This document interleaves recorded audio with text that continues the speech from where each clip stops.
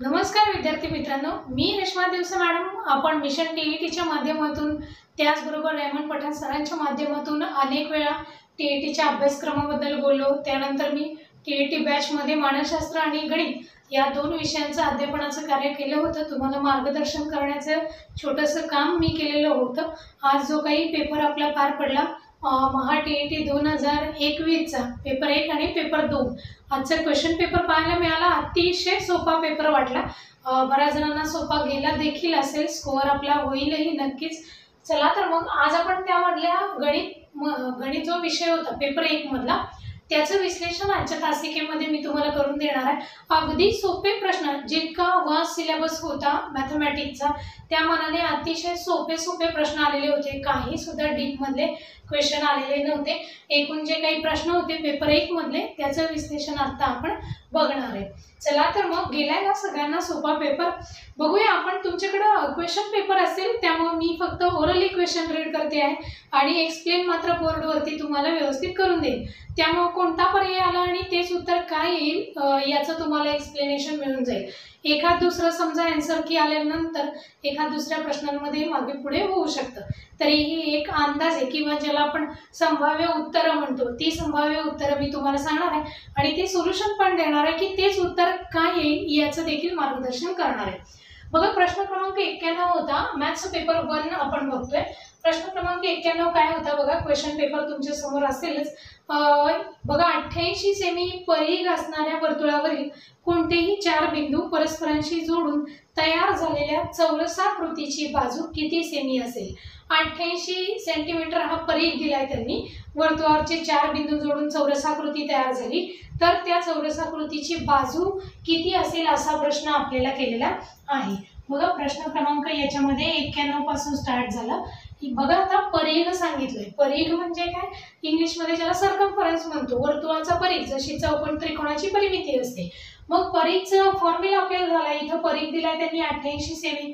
मग परिघ बरोबर किती आहे 88 दिलाय. परिघचं सूत्र काय होतं 2 पाय r बरोबर 88. म्हणजे याच्यामधून आपल्याला त्रिज्या समजून जाईल ना.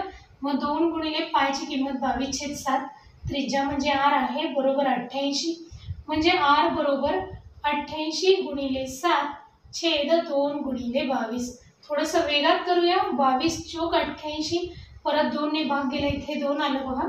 7 दुनी 14. याचा अर्थ त्रिज्या किती आली 14 सेंटीमीटर आली. पण विचारलंय काय तर तो जो वर्तुळ आहे त्याच्या वरती 4 बिंदू घेऊन एक चौरसाकृती तयार झाली आहे आणि त्याची आपल्याला बाजू काढायची. समजा हा एक वर्तुळ आहे. मग याचे 4 बिंदू जोडले आणि एक चौरसाकृती तयार झाली. चौरसाकृती म्हणजे काय की ज्याच्या चारही बाजू समान असतील.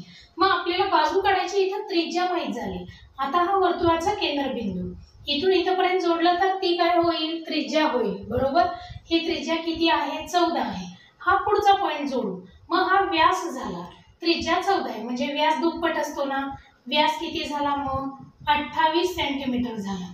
आपल्याला बघा जो व्यास आपण काढलेला आहे समजा याला आपण ए बी नाव देऊया. व्यासला या ए बी हा जो व्यास आपण काढला तो वर्तुळाचा व्यास आहे ए बी 28 आला. त्याचबरोबर तो आपल्या चौरसाकृतीचा कर्ण दिलेला आहे किंवा तो कर्ण येतोय. मग आपल्याला काय काढायचं आहे बाजू काढायचं होतं बरोबर का. बघा, बाजू बरोबर सूत्र काय आहे 1/√2 गुणिले कर्ण. सोपं होतं. कर्ण आलाय 28. 1/√2 गुणिले 28. मग असा तर ऑप्शन एकही नाहीये. मग कोणत्या पद्धतीने सोडवायचं. वर्गमुळात 2 आले म्हणजे छेदात 2 आले. छेदामध्ये 2 नसतात. वर्गमुळातले 2 नसतात. मग वर्गमुळातले 2 काढून टाकण्यासाठी जी प्रोसेस आहे गणितामध्ये त्याला म्हणतो आपण छेदाचे परिमेयीकरण करणे. ते कसं बघा 28 एके 28 छेदामध्ये वर्गमूळ 2. छेदात वर्गमूळ 2 नकोय. वर्गमूळ 2 ने अंशाला आणि छेदाला आपल्याला गुणून घ्यायचं आहे. सोपं झालं आता हे बघा. 28 वर्गमूळ 2 छेद 2. 2 ने भाग गेला 14 आलं बघा. वर्गमूळ 2 गुणले वर्गमूळ 2 2 आले. 14 वर्गमुळात 2. परीक्षेत इतकाही वेळ अजिबातच लागला नसता. मी एक्सप्लेन केलं. जर तुम्ही सोडवलं असेल 2 पायर बरोबर 88 फास्ट डायरेक्ट आर बरोबर तुम्हाला 14 मिळून जाईल. तोंडीच केलं 14 दुनी 28 आणि डायरेक्ट या सूत्रापासूनच सुरुवात करायची होती, जेणेकरून वेळही वाचला असता आणि आपल्याला ते उत्तर देखील फास्ट आलं असतं. 14 वर्गमूळ 2 सांगणारा पर्याय क्रमांक 1 आहे. येते का बघा. म्हणजे 91 साठी कुठलं उत्तर आपल्याला मिळाले? 91 साठी पर्याय क्रमांक 1 हे उत्तर आपल्याला मिळालेलं आहे. पुढच्या पॅनल नंबरच्या प्रश्नाकडे जायचं दिसते आपल्याला. ओके, चला मग आपण पुढच्या प्रश्नाकडे जाऊया. चला तर मग 91चं उत्तर लक्षात आलं का? पुढे जाऊया 92च्या उत्तराकडे. आता बऱ्याच जणांना वाटेल 4 ते 5 मिनिटं वेळ एका प्रश्नासाठी जातोय, मग परीक्षेत गणित या विषयासाठी थोडासा अधिकच वेळ लागत होता, लक्षात आला असेलच. वारंवार सूचना केल्या होत्या पेपर कसा सोडवावा, त्यामध्ये 150 चे 150 प्रश्न सोडवा असं देखील सांगितलं होतं. चला 92 नंबरचं बघा. प्रत्येकी 1.75 मीटर समान मापाचे तुकडे करण्यासाठी 19.25 मीटर लांबीच्या दोरीची दोन्ही टोके जुळवली तर त्या दुपदरी दोरीला किती ठिकाणी कापावे लागेल? 19.25 मीटर सांगितले म्हणजे 19.25. खरं तर असे प्रश्न पर्याय कट मेथड फास्ट सुटतं, वेळ वाया जात नाही. ही 19.25 मीटरची जी दोरी आहे बघा, 2 पदरी करायची म्हणजे ही अशी डबल केलेली आहे. एक तुकडा कितीचा झाला पाहिजे सांगितलंय त्यांनी आपल्याला, तर 1.75चा. बघा, एक तुकडा कितीचा झाला पाहिजे? 1.75चा. मग आपल्याला 4 पर्याय दिले, 6 ठिकाणी, 5 ठिकाणी, 10 ठिकाणी आणि 11 ठिकाणी. याचं उत्तर येते पर्याय क्रमांक 2, 5 ठिकाणी. आता हे कसं बघा, ज्यावेळी आपण ही दोरी 5 ठिकाणी कट करतोय, 1 2 3 4 आणि 5 ठिकाणी सपोज कट केलं, 1 2 3 4 आणि 5. एक तुकडा किती सांगितलाय आपल्याला? 1.75 मीटरचा करायचंय. 5 ठिकाणी झालं म्हणजे हे 10 झाले बघा, 1 2 3 4 5 6 7 8 9 10 आणि हा एक 11वा तुकडा राहिला, बरोबर का? 11 झाले बघा. बरोबर 1.75 गुणिले 11 करून बघा. 11 गुणिले 5 11 5 55, 5 हातच्याला जातील. 11 गुणिले 7 77 आले. 77 आणि 5 किती झाले बघा? 82 झाले. 11 एके 11, 11 आणि 8 19, बरोबर 19.25 मीटरची दोरी येते का? पर्यायावरून गेलं तरी या प्रश्नाचं उत्तर वेगात निघून जाईल. चला मग पटकन पुढच्या प्रश्नाकडे. प्रश्न क्रमांक 93. 15 11 आणि 12 यांना एका संख्येस 15 11 आणि 12 यांनी भागले असता प्रत्येक वेळी बाकी 4 उरते तर ती संख्या खालील पर्यायांपैकी कोणती असू शकते? पहिलं दिले 660. जर का 15 11 12चा लसावी काढला तर बरोबर 660 येईल, पण उरणारी बाकी अधिक करावी लागेल ना, म्हणजे 664 असतं तर करेक्ट आलं असतं. दुसरा पर्याय 1984 आलेला आहे. बघा, मग या प्रश्नाचं उत्तर काढत असताना तिन्ही संख्यांचा गुणाकार करून घ्या. कोणत्या? 15 गुणिले 11 गुणिले 12, त्याच्यामध्ये आपल्याला किती मिसळायचे? 4, का तर प्रत्येक वेळी बाकी 4 राहते. 15 गुणिले 12 180 येतात, गुणिले 11 करायचं आहे, बघा किती येईल? 0 आहे असा. 11 गुणिले 8 88 झाले. 11 एके 11, 11 आणि 8 19. याला आपल्याला याच्यामध्ये 4 मिसळायचे आहेत बघा. हे अधिक 4 का केले लक्षात येत आहे का? तर प्रत्येक वेळी बाकी 4 उरते सांगितलं होतं, म्हणून 1984. याचा अर्थ जो प्रश्न क्रमांक 93 आलाय याचं उत्तर किती येणार आहे? पर्याय नंबर 2च येईल. समजतंय का बघा? संभाव्य उत्तर आपण सांगत आहोत, याच्यामध्ये थोडाफार बदल होऊ शकतो, परंतु आपण ॲक्युरेट सोल्युशन पण सोडवतोय म्हणजे आपली उत्तरे एकदम ॲक्युरेट बरोबर येत आहेत. चला मग पुढच्या प्रश्नाकडे. 93 झालं. 94 नंबरचं कन्फ्यूज करायला फार मोठा प्रश्न दिलेला आहे त्यांनी. मी हे पण थोडक्यात सांगेन. 6.5 वजा 3.3 वजा 2.5 दिले. थोडंसं वेगात सांगते. 6.5 दिले वजा 3.3 वजा 2.5. प्रत्येक कंस आधी सोडवून घ्या आणि त्यानंतर बाकीची कॅल्क्युलेशन करायची. आपण शिकलेलो आहोत, हे पण आपल्या बॅच मध्ये शिकवलं होतं. चला 0.25 आलं, अधिक 3.2 दिलाय. तुमच्याकडे क्वेश्चन आहे, याच्यामध्ये जास्त वेळ घालवत नाहीये मी. बघा इथं किती? 1.8 अधिक 1.4 दिलेला आहे. 6.5 वजा 3.3 दिलाय वजा 2.25 अधिक 0.25 दिलाय. त्यानंतर 4.25 वजा 1.75 इतकं मोठं उदाहरण आपल्याला आलेलं होतं 94 नंबर। ॲक्च्युली दिसायलाच मोठं आहे, उत्तर खूप सोपे आहेत। पहिल्यांदा हा ब्रॅकेट सोडून घ्या, जो पहिला कंस दिलाय 6.5 वजा 3.3 वजा चिन्ह समान असलं की बेरीज होते, म्हणजे इथं किती झालं 5.8 झालं। मग 6.5 मधून 5.8 वजा केलं तर 0.7 येईल। आता इथं दोन कंस एकत्र आले म्हणजे मध्ये गुणिलेचं चिन्ह असेल। दुसऱ्या कंसात दिलेल्या संख्यांची बेरीज करून बघा, 5.70 म्हणजेच 5.7 लिहिली तरी चालेल, 5.7 येईल। छेदामध्ये पण तीच प्रोसेस बघा, हा जो कंस आहे याची बेरीज येते 3.2 गुणिले याची पण वजाबाकी आहे 3.2 येईल, वजा इकडे बघा आता 2.25 अधिक किती केलेला आहे तर 0.25 केले, याचं किती येत आहे 2.50 येते, गुणिले पुढचा पण ब्रॅकेट सोडून बघा 2.50, अशा पद्धतीने त्याचं उत्तर येईल। आता बघा आपण अंशाला गुणाकारासाठी संख्या आली 0.7 गुणिले 5.7, छेदाचं कॅल्क्युलेशन करूया। 3.2 म्हणजे 32 चा वर्ग आहे 10.24 झालं, वजा या दोन्हींचा गुणाकार करा 25 चा वर्ग आहे ना 625, आणि पुढे हे 2 शून्य आहे असे पॉइंट देऊन 6.25 येईल। 2 शून्य नाही लिहिल्या तरी चालेल, परीक्षेत ज्याला कॅल्क्युलेशनचा वेग जास्त त्यांचं हे उत्तर अगदी पटापट सुटलं असेल। गुणाकार करून बघा 3.99 येईल, छेदामध्ये वजाबाकी पण 3.99, सगळे एकमेकांना कॅन्सल झाले, उत्तर मिळाले। पर्याय पाहताय का कोणता पर्याय दिलेला आहे त्यासाठी आपल्याला, इथं बघा या प्रश्नासाठी पर्याय क्रमांक 1च दिलाय, त्याचंच उत्तर आहे 1, म्हणजे 94चं उत्तर किती येईल पर्याय क्रमांक 1। चला सोडवलं असेल तर कन्फर्म करा आणि आन्सर्स बघा आपले करेक्ट किती करेक्ट येतात ते। पुढच्या प्रश्नाकडे जाऊया। इथं काही नाही, फक्त आपलं कॅल्क्युलेशन किती करेक्ट येते हेच पाहणं गरजेचं होतं। पुढच्या प्रश्नाकडे जातोय, प्रश्न क्रमांक 95। एका वर्तुळाकृती बागेमध्ये असणाऱ्या आयताकृती मैदानाची लांबी 56 आणि रुंदी 42 दिली। मैदानाचे चारही शिरोबिंदू वर्तुळाच्या जागेच्या परिघावरती असतील तर मैदान वगळता उर्वरित बागेचे क्षेत्रफळ किती असं सांगितले। सोपं आहे, समजा वर्तुळाकृती बाग आहे सांगितले, या वर्तुळाकृती बागेमध्ये एक आयताकृती मैदान तयार केलेलं आहे, म्हणजे समजा हा आयत आहे, आयताकृती मैदान आहे, ही लांबी दिली आहे 56, इथं रुंदी दिली आपल्याला 42, बरोबर का। त्याच्यावरून ही लांबी आणि रुंदी दिलेली आहे, बरोबर। मग याच्यावरून आपण कर्ण काढू शकतो आयताचा, पायथागोरसच्या प्रमेयावरून। कर्ण काढला की आणखी सोपं काय जाणार आहे आपल्याला, तर हा कर्ण म्हणजे वर्तुळाचा व्यास असेल, मग वर्तुळाची त्रिज्या समजेल आणि वर्तुळाचं क्षेत्रफळ काढणं देखील आपल्याला सोपं जाणार आहे। चला तर मग बघायचं का काय आहे ते, चला अगोदर कर्णाची लांबी काढू, 42 चा वर्ग अधिक 56 चा वर्ग, सोपं आहे। 42 चा वर्ग डायरेक्ट आपल्याला करायचा आहे 1764 येईल, आणि 56 चा वर्ग 3136 येईल।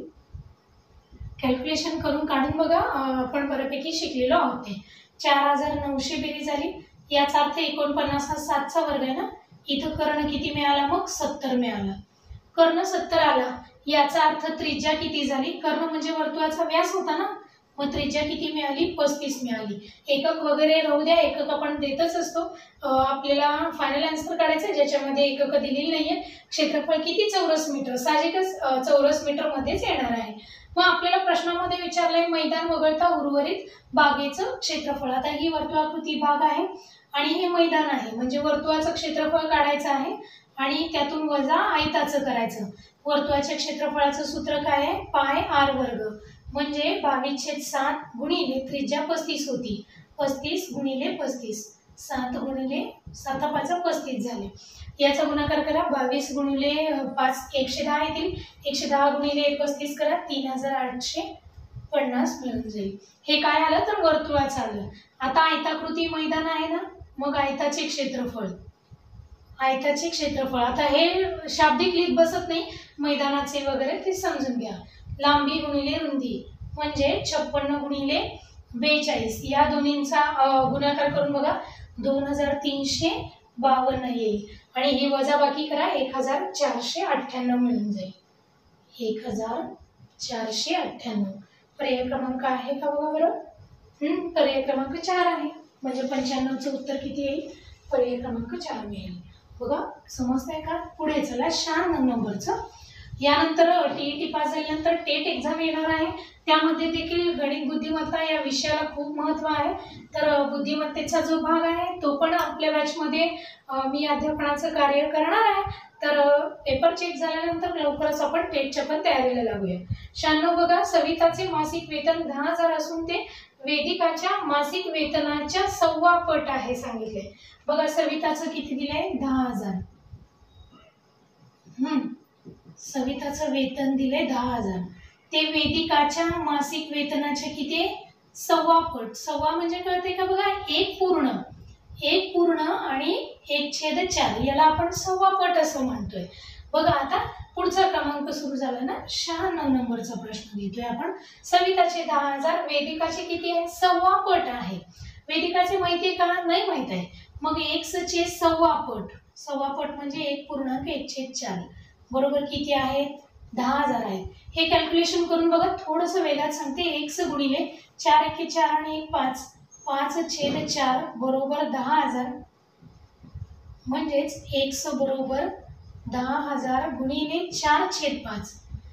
बघा हे इथं भागिले होते, इकडे आले की गुणिले, अंशाचे छेदाला आणि छेदाचे अंशाला जातील, 2चा भाग बसला। याचा अर्थ वेदिकाचं वेतन किती आहे, वेदिका 4 दुनी 8 किती आहे 8,000 आहे। प्रश्नामध्ये पुढे आणखी काय सांगितलंय बघा आपल्याला, की वेदिकाच्या मासिक वेतनाची रक्कम आसियाच्या मासिक वेतनाच्या दुप्पट आहे, म्हणजे आसियाचं तिच्या निप्पट असेल। आसियाचं मासिक वेतन किती झालं 4,000, आणि शेवटी प्रश्नामध्ये विचारलंय सविता आणि आसियाच्या वेतनातला फरक सांगा। मग सविता आणि आसिया, सविताचं किती आहे 10,000 आहे आणि आसियाचं किती आहे 4,000 आहे। ओके, आलं किती फायनल आन्सर 6,000 आलं। बघा पर्याय क्रमांक 1 मिळाला, 96चा पर्याय क्रमांक 1। जरी आपण संभाव्य उत्तर सूची बघत असलो तरी माझ्या माहितीनुसार 100% आपली उत्तर बरोबरच येणार आहे, त्या पद्धतीने आपण एक्सप्लेन देखील करतोय। चला त्यानंतर पुढच्या प्रश्नाकडे, 97 नंबरचा प्रश्न। काही मुलांना प्रत्येकी 18 वह्या वाटायचे ठरले, परंतु प्रत्यक्षात प्रत्येकी 24 वह्या वाटल्या सांगितले, तेव्हा 150 वह्या कमी पडल्या तर मुलांची संख्या किती असेल। असे प्रश्न पर्याय कटत सोडवायचे असतात, वेगात सुटतात, वेळ वाया जात नाही। प्रत्येकाला 18 वह्या द्यायच्या होत्या, पण यांनी काय केलं 24 दिले, तेव्हा किती कमी पडले तर 150 कमी पडले।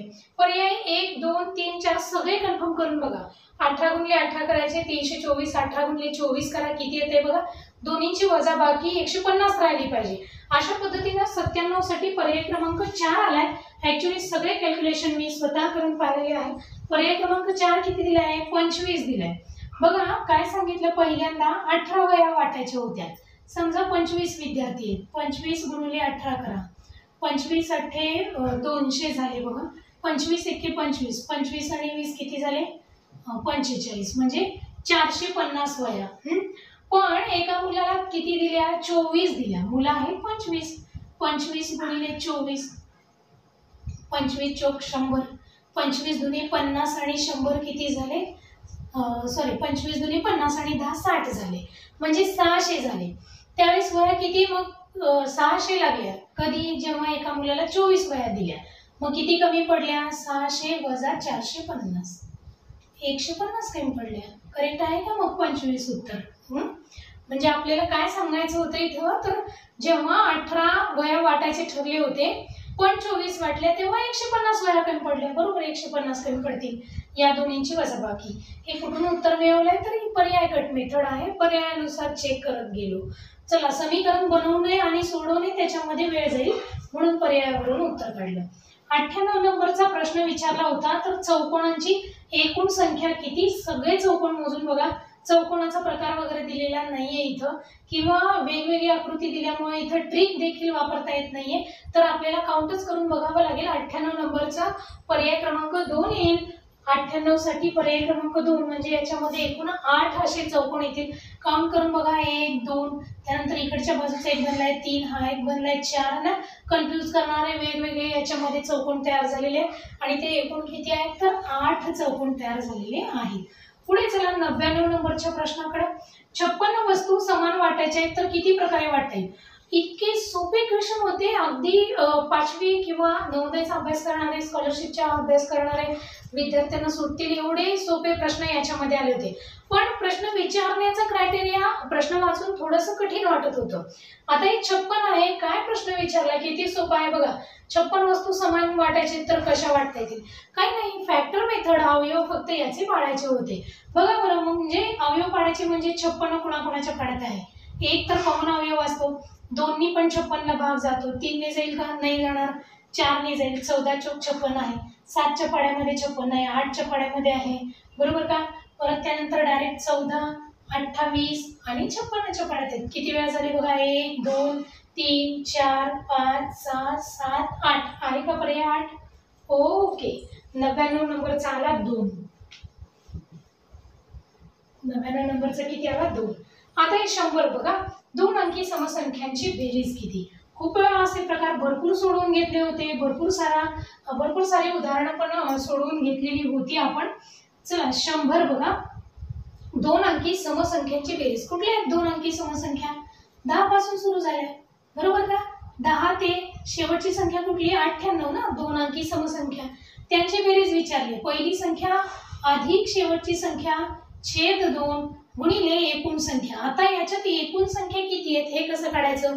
खूप सारा मिशन टीईटीच्या बॅच मध्ये सराव आपण घेतलेला होता अशा प्रश्नांचा. एकूण समसंख्या याच्यामध्ये किती आहेत काढायचं. खरं तर 2 अंकी संख्या किती आहेत? 90 आहेत. मग त्यातल्या निम्म्या सम असतील ना, म्हणजे किती? 45 समसंख्या असतील. अशीच जर का भरपूर तयारी टेट साठी करायची असेल तर माझ्या बरोबर जरूर अभ्यास करायला तयार व्हा किंवा आमची बॅच जॉईन करा. पठाण सर तुम्हाला मार्गदर्शन करतील, टीमही सगळे मार्गदर्शनासाठी असेल. गणित बुद्धिमत्तेचं मार्गदर्शन मी स्वतः करणार आहे. त्यासाठी जरूर जे कॉन्टॅक्ट नंबर आमचे दिले जातात त्याशी कॉन्टॅक्ट करा. लवकरच टेटची पण तयारी आपण सुरू करूया. 98 आणि 10 किती झाले बघा? 108 छेद 2 गुणिले 45. इथं किती मिळाले? 44. चला मग 44 आणि 45 या दोन्हींचा आपल्याला काय करायचं आहे तर इथं गुणाकार करून या प्रश्नाचं उत्तर आपल्याला मिळवायचं आहे. 44 गुणिले 45. बघा पर्याय क्रमांक दिलेले आहेत. 2500, त्यानंतर 2475 दिलाय, 2530 आणि 2430 अशा पद्धतीने 2430 येत आहे का बघा? 100 नंबरचं उत्तर बरोबर आलंय का? 2430 पर्याय क्रमांक 4. ओके. बघा अशा पद्धतीने पहिल्या 100चे आन्सर्स व्यवस्थित एकदा टिक करून घ्या.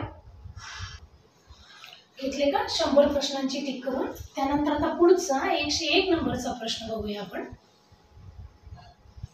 बघा आता 101 मध्ये अतिशय सोपा 101चा प्रश्न तर आलेला आहे. अगदी सहमूळ संख्यांच्या जोड्या ओळखायचे. 9 49 पहिली दिली, दुसरी दिलेली आहे संख्या 11 आणि 111, तिसरी 19 आणि 247 दिले, 21 85 दिले आणि त्यानंतर 12 आणि 33. सहमूळ संख्या म्हणजे तरी काय तर ज्या संख्यांमध्ये एकही अवयव सामायिक नसतो, म्हणजे कॉमन फॅक्टर नसावा.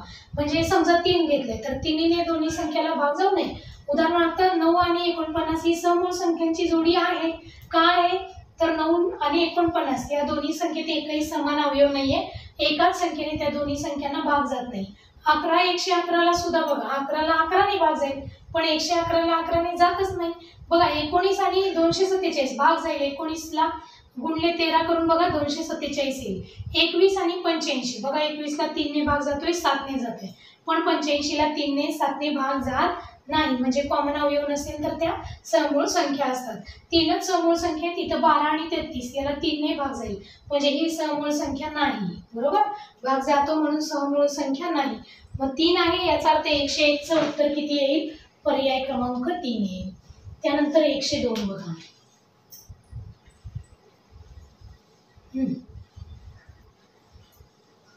प्रश्न 102 आलेला आहे आपल्याला की एके वर्षी महाराष्ट्र दिन शुक्रवारी होता तर त्याच वर्षीचा शिक्षक दिन कोणत्या वारी येईल? याचं उत्तर येते आपल्याला पर्याय क्रमांक 4 येणार आहे. पर्याय क्रमांक 4 शनिवार येतोय. आता हे कसं काय तर अगदी शेवटी आपली प्रश्नावली पूर्ण सोडून झाली की त्याची डिटेल्स सांगते. त्यासाठी काही ट्रिक होत्या. 1 मे ला शुक्रवार होता, त्यानंतर 1 जूनचा वार काढायचा, 1 जुलैचा, 1 ऑगस्ट आणि 1 सप्टेंबर त्यानुसार आपल्याला पुढचा वार काढायला सोपं जाणार आहे. तर ते मी एकदम शेवटी तुम्हाला याचं एक्सप्लेन करून देईन. 103 बघा, 103 प्रश्न आलेला आहे. विशिष्ट रकमेच्या 718 पट रक्कम वेदला, बघा वेदला किती रक्कम दिली, 718 पट. किंवा म्हटले आणि म्हटलेलं नाही. आलोकसाठी किती आहे, 2/5. आलोकसाठी 2/5 रक्कम आहे. त्यानंतर सानियाला दिली आहे 310 किंवा सानिया 310. आणि शेवटचं कोण आहे बघा, वीणा, वीणासाठी 6/11. तर सर्वात कमी रक्कम कोणाला मिळाली. बघा आपण खूप सराव घेतला होता अपूर्णांकांचा, पण अपूर्णांकांचा लहान मोठेपणा ओळखण्याची ट्रिक सांगितलेली. बऱ्याच जणांनी विशिष्ट रक्कम एक्स मानली, एक्सचे 718 बरोबर एक्सचे 2/5, एक्सचे 310, एक्सचे 6/11 असे काढत बसले. पण प्रश्न अपूर्णांकांचा सोपा प्रश्न आहे, मुद्दाम फिरवून विचारलाय. बघा यातला सर्वात कमी म्हणजे लहान अपूर्णांक ओळखायचा आहे. मी ट्रिक सांगितली होती, 7च्या पुढे 2 शून्य वाढवा आणि त्याला भागिले 18 करून द्या. इथे 2च्या पुढे 2 शून्य वाढवा, भागिले 5. 3 आले, अंशाला 2 शून्य द्या, भागिले 8. इथं 6 आले, 2 शून्य द्या, भागिले 11. 2 दशांशापर्यंत भागाकार करून उत्तर काढा. अशा पद्धतीने आपण अपूर्णांकांचा लहान मोठेपणा ठरवू शकतो. काही वेळा असं होतं ज्याचा अपूर्णांक लहान तो अंश लहान, तो अपूर्णांक लहान, अंश मोठा तो मोठा, हे कन्फ्यूज करणारे नियम पाठच करू नका असं सांगितलेलं आणि ही ट्रिक तुम्हाला सांगितलेली होती. आता बघा याच्यामध्ये कॅल्क्युलेशन केलं तर हे 38.88 येईल. भागाकार प्रत्यक्ष करून बघा किंवा कॅल्क्युलेटर वरती करून बघा, हरकत नाही आहे. याचं किती येईल बघा, 40 येईल. 300 भागिले 8 केलं 37.5 येईल आणि शेवटचा 54.54. 2 दशांशापर्यंत उत्तर काढा. सर्वात कमी कोण आहे मग, सानिया. किती आहे, 37.5.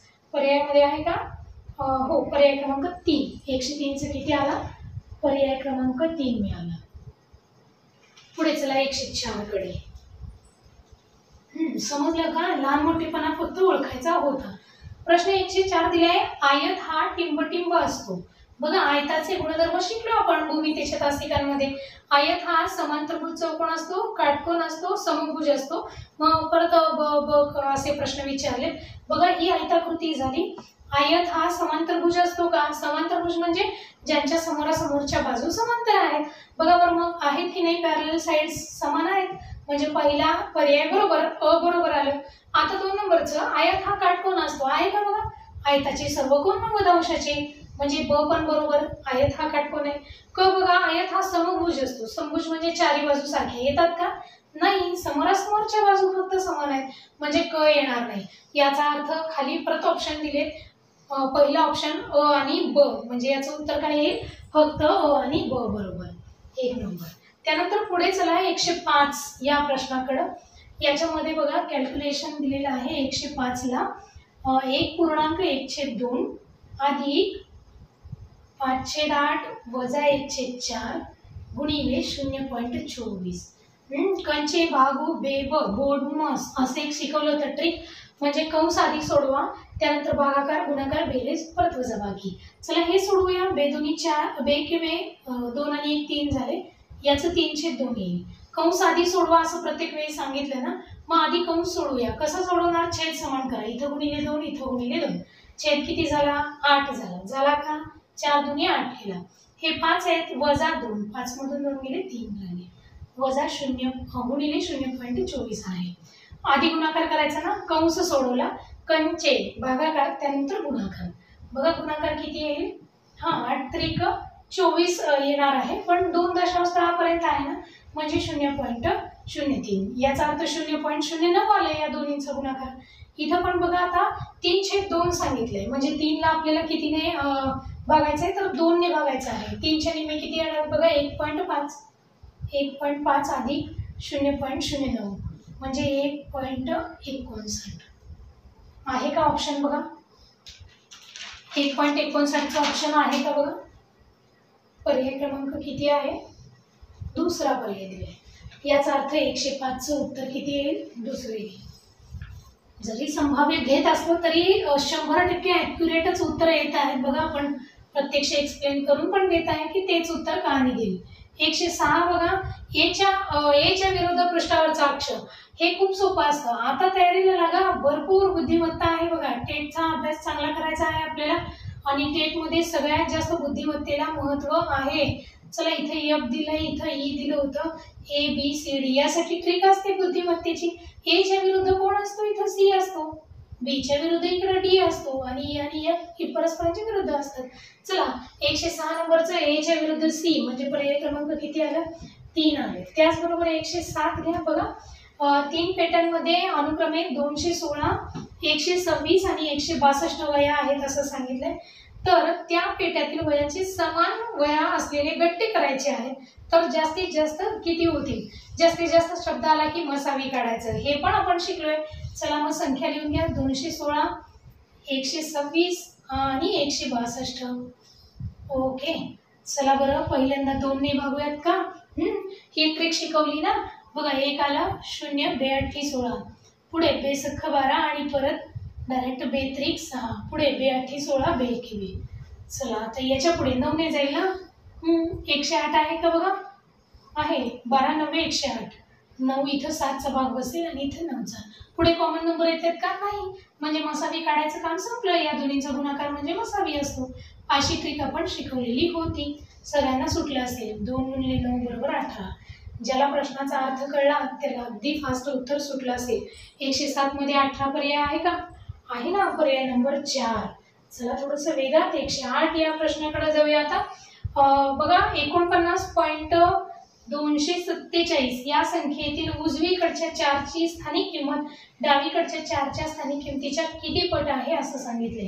49.247. बघा या 4ची आणि या 4ची स्थानिक किमतीची पट आपल्याला काढायची आहे. अगदी सोपं आहे हे. 10चा वजा 3 असं उत्तर येते संभाव्य याचं, म्हणजे आपण उत्तर प्रत्यक्षात सोडवतोय तरी थोडीफार बदल याच्यामध्ये होऊ शकतात. चला या 4ची स्थानिक किंमत किती आहे, 40 आहे. तर इथल्या 4ची बघा बरं किती लिहिली जाते, 0 पॉईंट. हे 2 नंबरला आहे ना, हे 2 छेद 10 येतं, हे 4 छेद 100 ना, म्हणजे 0.04 अशा पद्धतीने येणार आहे. मग 40 हे 0.04च्या किती पट येणार आहे, 10चा वजा 3 इतक्या पट येणार आहे. याच्यामध्ये पर्याय क्रमांक कोणता दिलाय, 4 दिलेला आहे. 109चं बघा काय येते उत्तर. 109 बघूया. एक समभुज चौकोन दिलेला आहे आणि याच्यामध्ये आपल्याला n चं माप काढायचं आहे. n हे दिलेलं आहे, किती अंश आहे. अगदी सोपा प्रश्न होता, तोंडी येते या प्रश्नाचं उत्तर. चला कसं ते बघूया. इथं 20 अंश दिलाय ना आणि इथं n दिले. n चं माप काढायचंय. हा 20 आहे, इथला कोण 20 असेल. याला कारण काय, हे व्युत्क्रम कोण आहेत, अल्टरनेट अँगल्स. व्युत्क्रम कोण आले ना, झेड अक्षर तयार झालं. कोणाचे प्रकार शिकलोय आपण. मग हे किती झालं 20. त्याबरोबर समांतरभुज चौकोनाचे कर्ण परस्परांना काटकोनात दुभागतात, म्हणजे इथं 90चा कोन तयार झाला. 90 आणि 20 किती झाले, 110 झाले. 90 आणि 20 110. पण हा त्रिकोण आहे ना, त्रिकोणाच्या 3 कोणाच्या मापांची बेरीज 180 वजा 110 करा, यांचं माप निघेल. उरलेला n मग किती असेल, 70 अंश असेल. पर्याय क्रमांक आहे का बघा, आहे. पहिलाच पर्याय. 109 साठी एक उत्तर आलं. 110 बघा. आता सोपे प्रश्न झालेले आहेत. 9 गुणिले 40 सेमी आयताकृती रंगीत कागदाच्या दोन्ही कर्णावर कापून 4 पताका तयार केल्या तर 2 मोठ्या पताकांची एकूण परिमिती किती असेल असं विचारलं आहे. चला 9 गुणिले 40 दिले ना. 9 गुणिले 40 हा एक आयत होता, इकडे लक्ष द्या जरा. हे 40 आहे, हे 9 आहे. कर्णावरती कापलं, अशा 2 पताका झाल्या. हा कर्ण किती आहे, 41 आहे. परत हा पण कर्ण कापला, म्हणजे 4 पताका त्यांनी तयार केलेले आहेत. किती झाले बघा बरं. आता याच्यामध्ये हा पूर्ण कर्ण 41 येणार आहे. कसं काय 41, पायथागोरसचं प्रमेय वापरा. 40चा वर्ग अधिक 9चा वर्ग म्हणजे कर्ण 41 येणार. मग त्यांनी इकडून कट केलं, इकडून पण 4 पताका बनल्या, म्हणजे 41च्या निम्मे किती झाले, 20.5 आणि 20.5. एका पताकाची परिमिती किती असेल, ही एक पताका आहे. परिमिती म्हणजे 3 बाजूंची बेरीज. एक बाजू आहे 40 अधिक या दोन्हींची बेरीज 41 येईल ना, मग किती झाली 81. पण मुद्दाम प्रश्न कसा विचारलाय बघा आपल्याला फसवण्यासाठी याच्यामध्ये. तर तुम्हाला 81 पण उत्तर दिले, आपण गडबडीत त्याला गोल करून येतो. पण प्रश्न पूर्ण वाचा. 2 मोठ्या पताकांची एकूण परिमिती किती, 2 पताकांची विचारली ना. एकाची 81 आहे, मग 2ची किती असेल, 110. 62 सेंटीमीटर, पर्याय क्रमांक 3 आला. समजले का? 110 प्रश्न समजले का बघा. आता आपण पुढच्या 111 नंबरच्या प्रश्नाकडे वळणार आहोत. समजलेत का 110 प्रश्न? आता 111 नंबरचं बघा काय उत्तर येणार आहे ते. आता इकडची प्रश्नावली घेतली का टिक करून पटापट पुढे जाऊया 111 वाल्याकडे.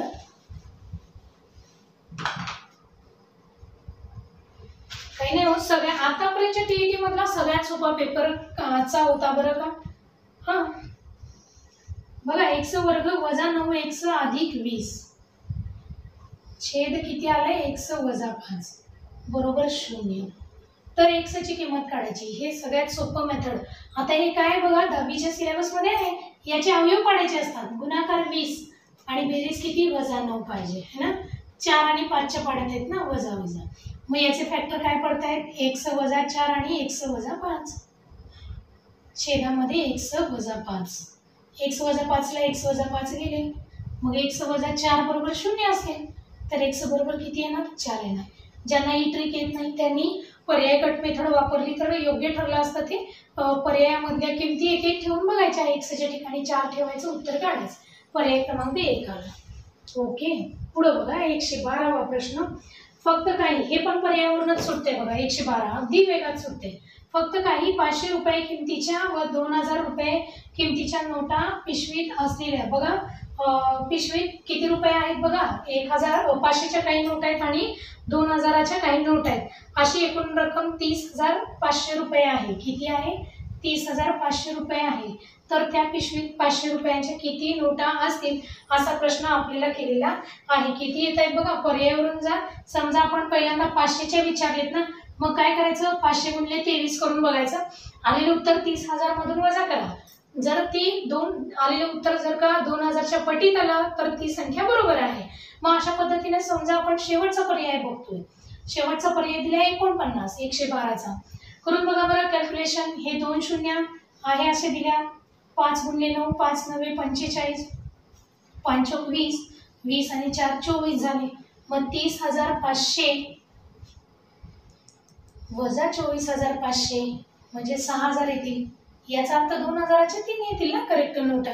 अशा पद्धतीने आपल्याला या प्रश्नाचं उत्तर काढायचे. मग 112 मध्ये पर्याय क्रमांक कोणता येईल? 4 येईल. समजलं का बघा. 112चं पर्याय 4. तुम्ही बाकीचं पण करून बघा. 500 गुणिले 23 करा. 30,500 मधून वजा करा. पण वजाबाकी 2000च्या पटीत आलीच पाहिजे, कारण 2000च्या नोट आहेत ना उरलेले. चला 113 नंबरचा प्रश्न. एका कोणाचा पूरक कोन आणि कोटी कोन यांच्या मापांची बेरीज आहे 200. बर 113. कोटी कोन पूरक कोन हे पण शिकवलं.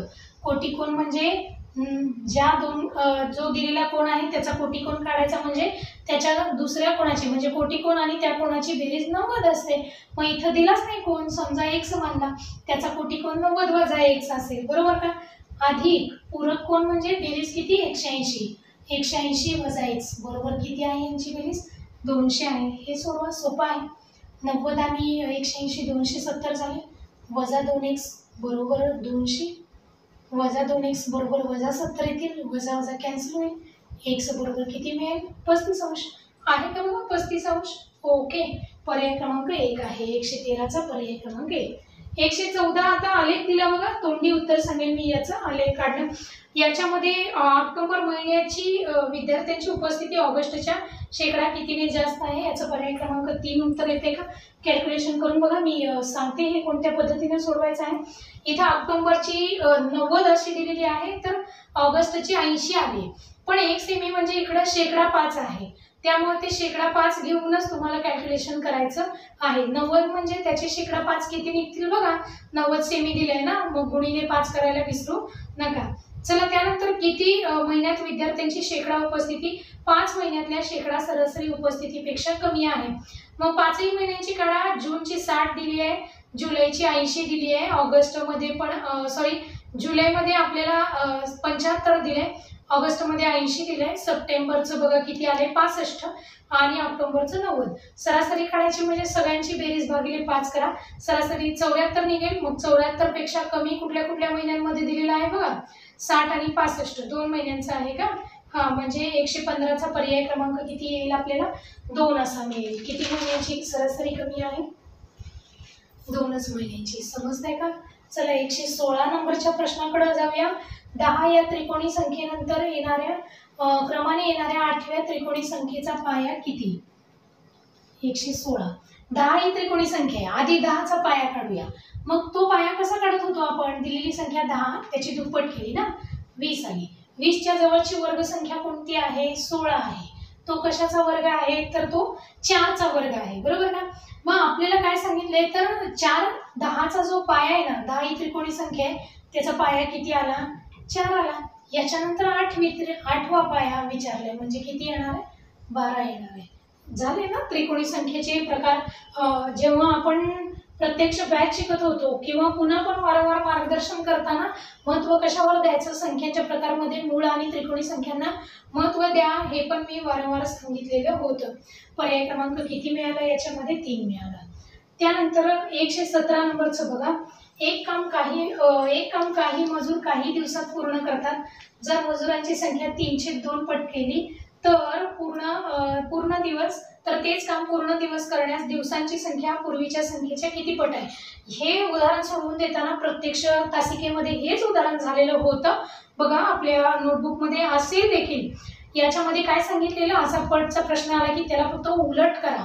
म्हणजे इथं 203 दिले, तुम्हाला काय करायचं होतं? 302 फक्त करायचं होतं, उलट करायचं होतं. 302 म्हणजे दीड पट येते.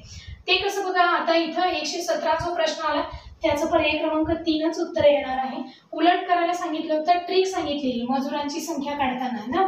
मग किती दिवसांमध्ये होईल म्हटल्यानंतर 1 इथं किती आलं होतं? 203 दिले होते ना मजूर. उलट केलं तर 302 आलं असतं.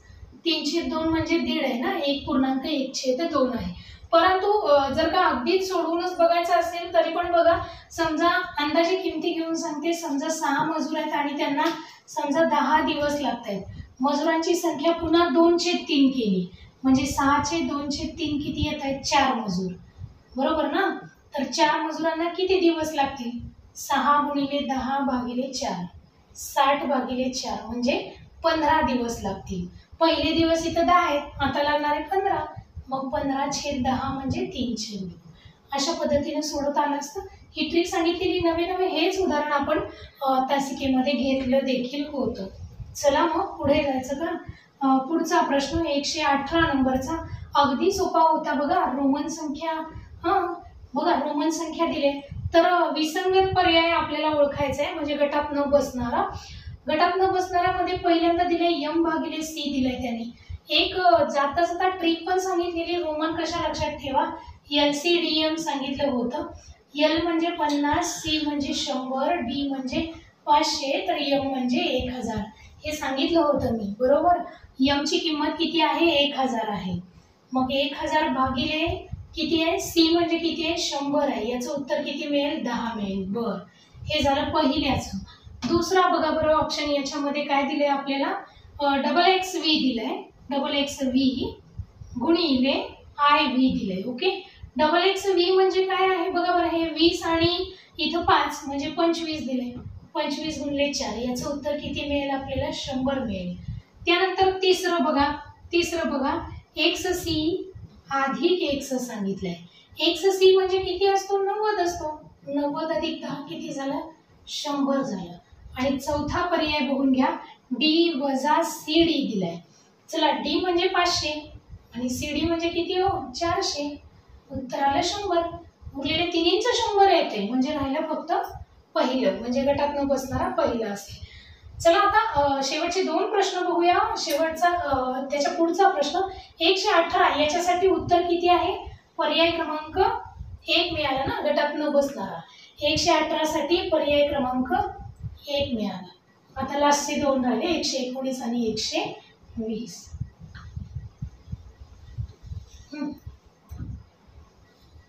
सोपा आहे. 119 बघा. मिनिट काटा 12 वर असताना वेळ पाहिली तेव्हा तास काटा आणि मिनिट काटा यांच्यात काटकोन तयार झालेला दिसला तर आणखी 1.5 तासांनी त्या दोन्ही काट्यांमध्ये किती अंशाचं अंतर असेल असा प्रश्न आपल्याला केलेला आहे। आणि यासाठी असणारी ट्रिक पण याआधी मी समजावून सांगितली असेल बघा डेमोमध्ये। बऱ्याच वेळा जेव्हा पोलीस भरतीचे बॅचेस वगैरे घेतले त्याच्यामध्ये खूप सारे उदाहरणं आपण घेतली होती। टेटमध्ये पण अशा सगळ्या ट्रिक्स आणि वेगवेगळी उदाहरणे घेऊन आपण भेटणार आहोत।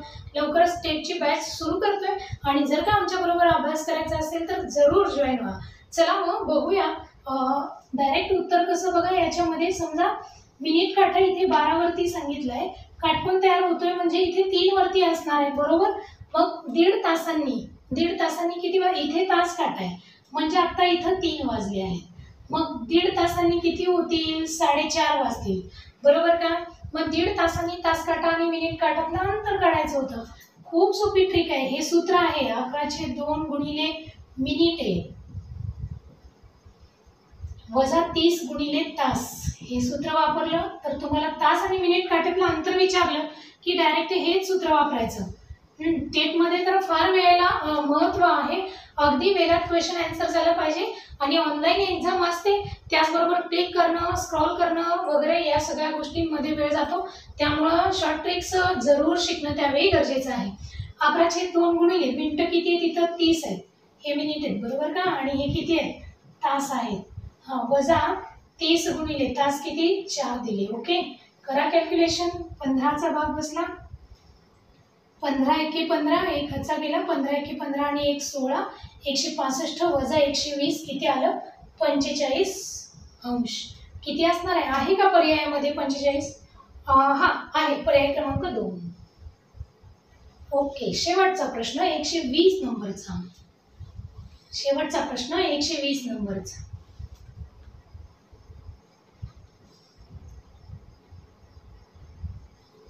चला 15, 26, 35, 50, 63 क्वेश्चन मार्क दिलाय आणि 99। खूपच सोपं होतं हे पण उदाहरण। कसं बघा यांच्यामध्ये काय सहसंबंध आहे शोधत जायचं। बऱ्याच जणांनी दोन्हीतले पहिल्यांदा फरक काढले, कितीने संख्या वाढत गेली पाहिलं। शक्यतो वर्ग, वर्गमूळ, घन आणि घनमूळ बघायचे।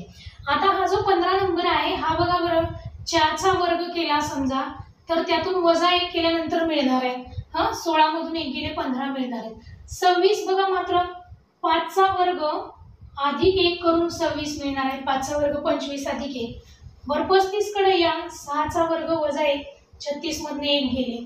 बरं आता किती आला पाहिजे, मग 7चा वर्ग अधिक 1 आलं पाहिजे। आलंय का, 49 आणि 50 आले। ओके इथं बघा 8चा वर्ग वजा 1, 8चा वर्ग 64 वजा 1 63 आले।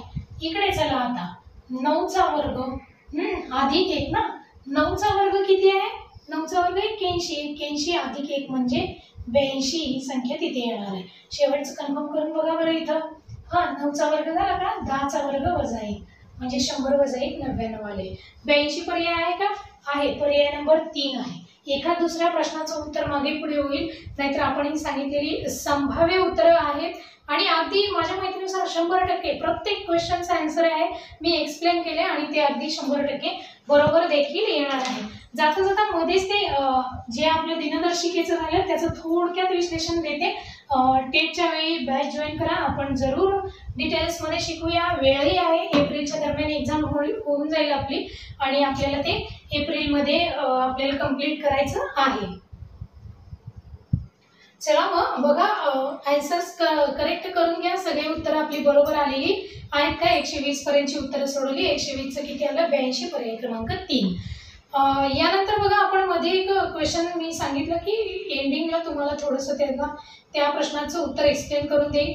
महाराष्ट्र दिन शुक्रवारी होता सांगितली, म्हणजे 1 मे साठी वार कुठला, शुक्रवार। आणि काढायचा आहे कुठला आपल्याला, शिक्षक दिन। शिक्षक दिन कधी असतो, 5 सप्टेंबरला असतो। 5 सप्टेंबरचा वार काढायचा होता।